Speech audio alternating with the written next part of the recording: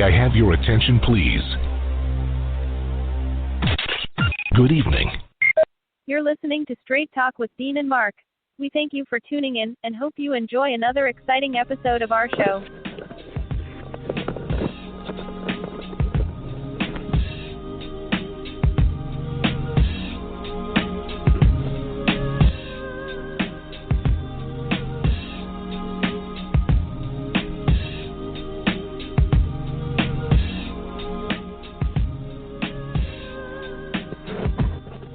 Hey, y'all, it's March 2020. That means spring is just around the corner.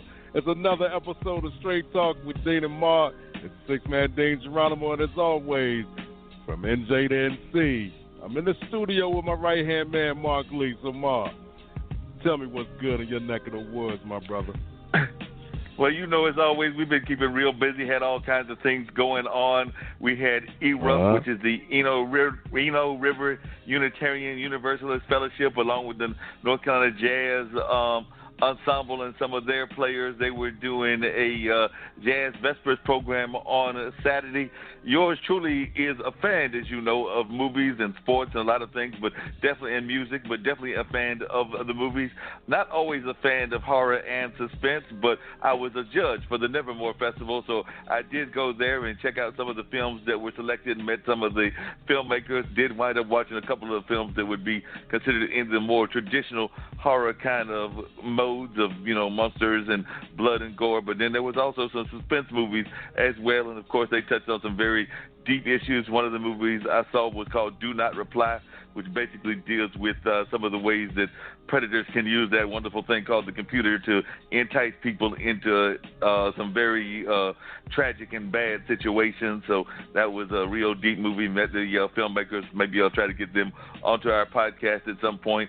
Also saw some other movies that dealt with some issues that used horror as a theme. One was called Special Needs, and that dealt with special needs people, you know, those that are considered having some sort of disability or something that puts them in that category. And in this case, the special needs person was actually using it as a bait because they were actually a vampire. So their handlers were not actually letting the people that were coming to take care of them know what they were coming into. So, I mean, they were definitely tricking them and things of that nature. But it was definitely enjoyable. Saw some movies, like I said, on Friday evening. I think that was...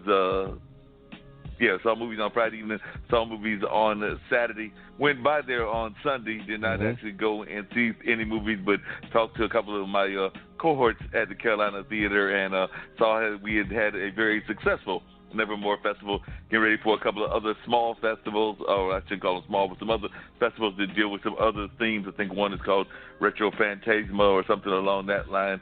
And then we've got our big one that is not one that we do, but the Carolina Theater provides the venue, or is one of the venues for the Full Frame Festival. So that'll be coming up in the not too distant future. I've got some friends that have served on that selection committee. So, and while I was there, I got recruited to, you know, watch some films about alternative lifestyles and things of that nature. So they've had that festival going on for a number of years, and they actually have recruited me to be the board liaison. So I'll be checking those films out and, you know, see what they're all about. So I've now done, I think, 3 or 4 films festivals that I have been involved in terms of trying to pick selections. So, you know, I've done a number of music festivals, and now I can add film festivals to my resume as well. I still want to get on the Full Frame Committee. I've had a number of my friends, including Gerald Silver, who's been on the show, Stephanie McLean, who is a dear friend. She's been one of the judges and a number of other judges, but they have yet to recruit me. But I have done now Nevermore. Of course, I've been involved in the past in the selections of films with the Hayti Heritage Film Festival. And like I said, I'll be involved with, I think they're calling it Out South. It used to be have like the long one, them names of all the different titles, gay, lesbian, trans, and all of that stuff. But, you know, they try to get judges that are a mixture of the community and not necessarily just people that fall into those categories, because they want to make sure that their films that all kinds of folks can be interested in looking at and everything. So they recruited me to be the board liaison. I said, hey, that'll be number 3. I still want to go for Full Frame. So if any Full Frame people are listening, know that I want to do a full-frame selection show and be one of your judges, and any other film festivals that, I've got a Film Freeway account. So if y'all got something that y'all need judging, I can sit there and watch films and be a judge. It can actually be sometimes fun, and you get into some nice discussions about what you liked and didn't like about the films, and then, somebody makes the final decisions, then you make a festival out of it. But that was kind of fun doing that. And, Sundays have become even more difficult lately because we've got church services. And, we used to just have Christ Central. And, of course, we had my friend Damien. He had, I think it was called Holy Tabernacle, but he's been on hiatus. But 6-8 Church with Darrell Briscoe and his wife Tracy, they and some of their leadership team, they are now having service every Sunday, which means that on Sundays I get up at around 6-something, get to the Haytime by 7, and I don't leave till about 7 or 7:30 that evening. So, I start off my weekend with a long day on Sunday. So, my week begins on Sunday with that long day. So by the time I get to measurement, one of the regular paying gigs and everything, that first day at measurement, I'm sitting there trying to have like a Tuesday or Wednesday moment, just trying to get myself in some balance of clock, the biological clock and all of that stuff, trying to get it in some sort of cohesion so that I can actually stay awake and grade those kids the way that they need to be graded in a fair and just way. So definitely, taking a while to get adjusted to those Sunday hours, but I roll with it no matter what they give me. So I definitely have been rolling with it and will continue to roll with it. And, on the political front, I see that we're down to 6 candidates. Mr. Steyer has dropped out. Mr. Mayor Pete has dropped out. So I guess we're down to the 3 women, which would be Elizabeth Warren, Amy, and I'm always not pronouncing her name correctly, but I know it begins with a K, but she's still in there, the lady, I believe, out of Minnesota area. And we've got Tulsi, the one that has some, I believe she's got some Samoan roots out of Hawaii. She's not really been polling any kind of numbers. At least the other 2 ladies have had, maybe not quite 10%, but they've had some numbers in some of the states and have at least been in the battle. I'm not sure why Tulsi is still in the race because, like I said, I expect that she'll be, if I had to make a prediction as to who's going to drop out next, I think that she'll be the next one to drop out of the race. But that's just my prediction, and I have no skin in the game or no way of actually knowing. And then, of course, we've got the front runners, which are Bernie and Biden, and, of course, we've got the new player, Bloomberg. I was told as a friend of mine, and you may know, because I believe this gentleman has some New York roots. So I said there's 6, but I know when I looked at the ballot, because I did do early voting last week, did that with a friend and definitely got that early voting out of the way so I don't have to wait till Tuesday to be in the lines during Super Tuesdays where we've got several states voting. But, a lot of the candidates that have dropped out, like Corey, were still on the list. Of course, nobody knew that Tom and Pete would have dropped out by that time, so they dropped out over the weekend. They were still on the list. A lot of folks that were in those long debates when we had, 20-plus candidates were still on that list. But, I saw Devil Patrick, and I think he's out of New York, and I don't remember Devil ever actually dropping out.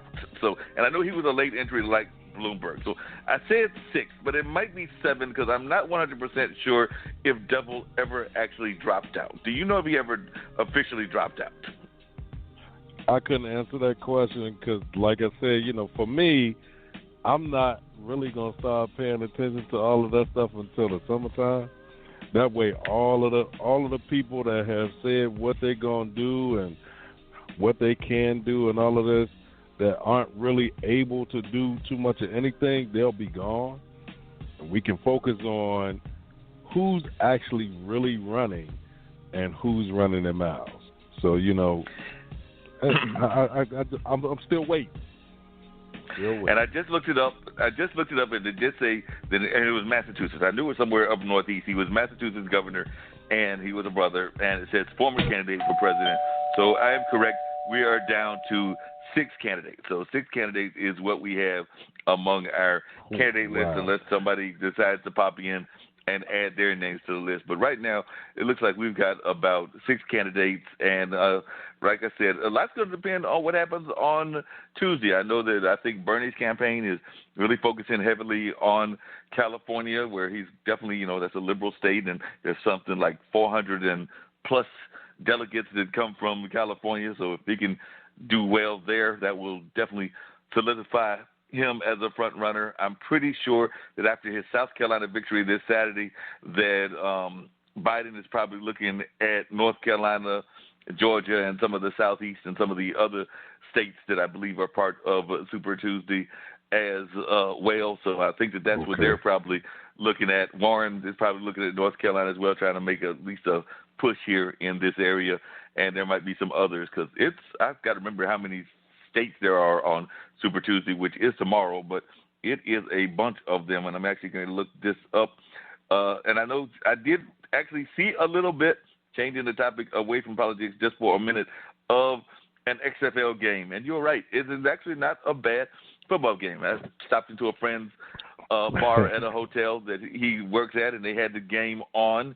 And I was like, this is actually not too bad of a game. It was D.C.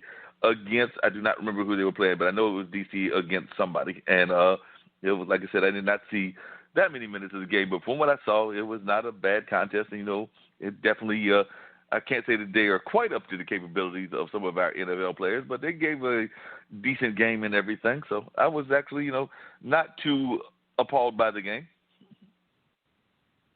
Pretty good football, man. They changed a couple of rules, a few slight changes, but it's actually pretty decent. And I'm like, it's actually good.